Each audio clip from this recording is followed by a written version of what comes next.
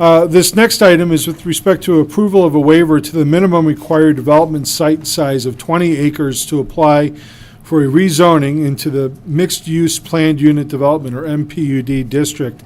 This is specifically with respect to what we've been commonly calling the Olson Block redevelopment site. And as you can see on the screens, we have that whole site area identified with a red boundary. The Planning Commission had a special meeting on February 12th, and at that meeting, they did unanimously approve a motion to recommend to the City Council the minimum 20 acres size requirement be waived by the Council so that Mr. Munger or any negotiating development partners could apply for this property to be rezoned into the MPUD zoning district.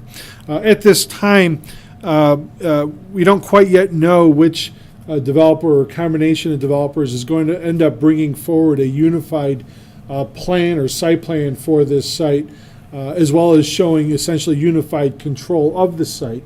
And so what the Planning Commission did was put the city in a very proactive position, already stipulating that we're prepared to waive the 20-acre MPUD requirement, which is allowed to do by application within our zoning code itself, to say that because of various attributes with this site, it makes the most sense to go through the MPUD process, which would thereby streamline the development process for the future development team to go through.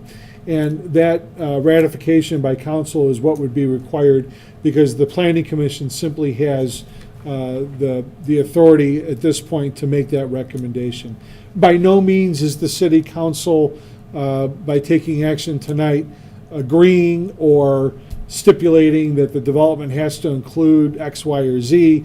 We don't have an official site plan yet.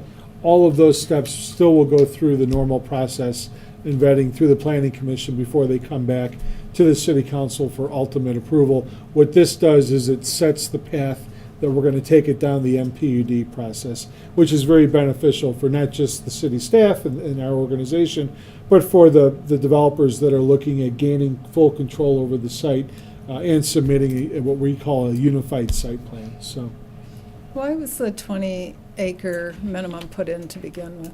What was the reasoning? Sure. The whole layer of zoning that the city created, ultimately through this board, but it started with the Planning Commission, was looked at creating this process for major development sites.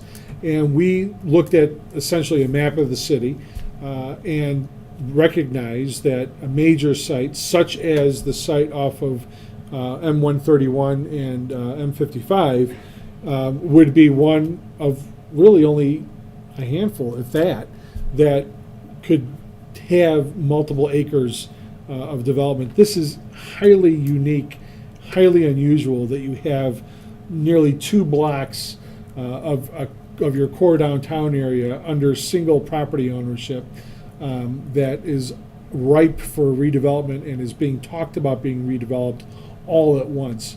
But because you do have from time to time these unique circumstances, the zoning code provided for essentially an escape hatch or a loophole where it says that by application you can apply this set of zoning to areas that are smaller than 20 acres.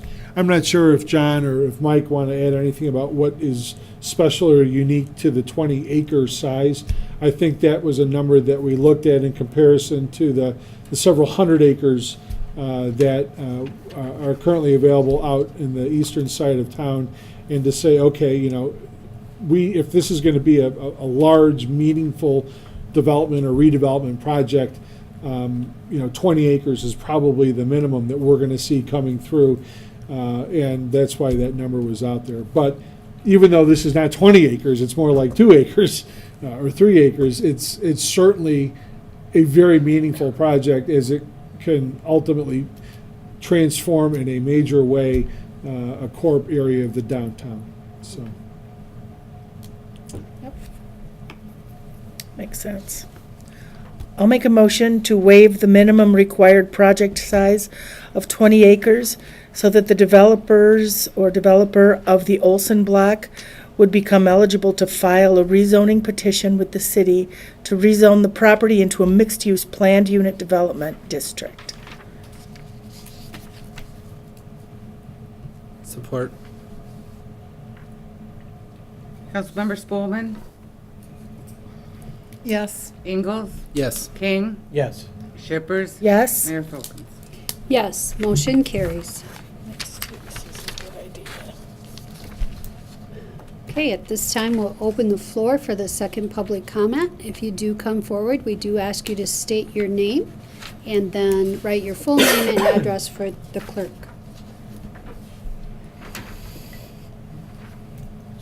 And we do ask that you keep your comments 3 minutes or less. See that, I'll try. Bob Rexford, and my comment is in regards to the fire and safety code. Supposedly is not supposed to supersede the building code or the International Property and Maintenance Code. The subject I want to address is egress windows. The building code and the property and maintenance code both basically grandfather in any window that's put in a house, basically has to comply with a code when it was built. And you cannot, according to the state building code or the international building code, require that these houses upgrade the windows to meet existing codes. And I'll just read one paragraph out of this is the property code book. The provisions for emergency escape and rescue openings are only subject to code that is in effect at the time of construction, rather than expecting all structures to retroactively meet the requirements of each new code. And at present, I just got a couple of my rentals inspected, and they were going around measuring the bedroom windows and saying that, fortunately, all of them passed, but I've got a couple that I know are not gonna pass. One of them's a nice brick ranch that has the higher bedroom windows, was built in the 60s. So I think that even though Anthony says that they're not superseding the code, I think they are. And I think this thing that they're doing with the egress windows is not being applied to all houses. It's just being applied to rental houses.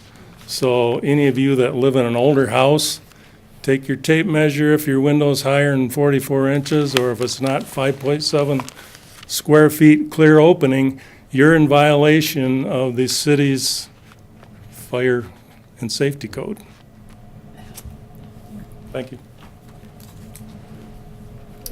Okay, at this time, we need a motion to go into closed session. Or actually, let's go to the good of the order. I apologize.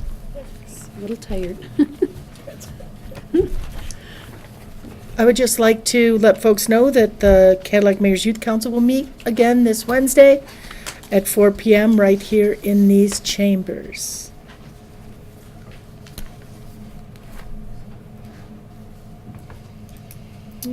I got nothing. Okay, if nothing else, if someone could make the motion to put us into closed session. I can do that. It's a long one.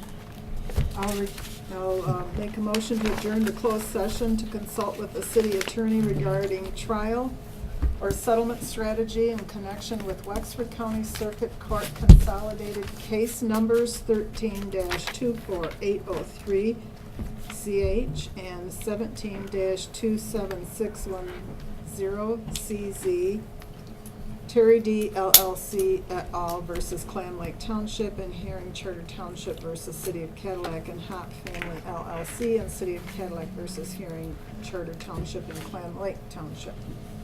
And I'd like to also have us invite Jeff Dietland, the Director of Utilities, to the closed session. Support. Councilmember Ingalls, Yes. King, Yes. Shippers. Yes. Spolman. Yes. Mayor Folkins. Yes, motion carries.